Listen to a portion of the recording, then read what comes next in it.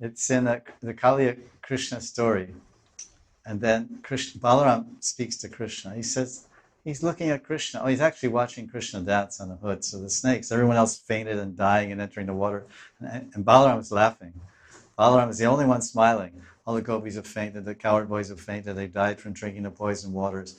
Yashoda is totally desperate. Oh, my baby. And everyone's half dead. And Balaram's like, oh, wow, great. Go. All right, little brother. All right, little brother. Dance, dance, da, da, da, da, da. Oh, can I join you? No, this is mine. This is solo.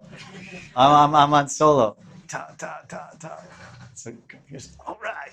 So Balaram, Vishwanath Chakravarti reveals in this Kaliya Mardhan, Leela, that Balaram is watching and admiring his little brother's expertise in, dancing, Kala Nritya, Kala Nach.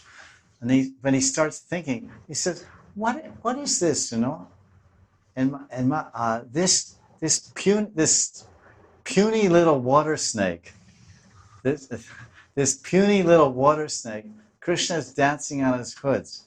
But I have so many hoods as Ananta Shesh, and he never once came and danced on my hoods.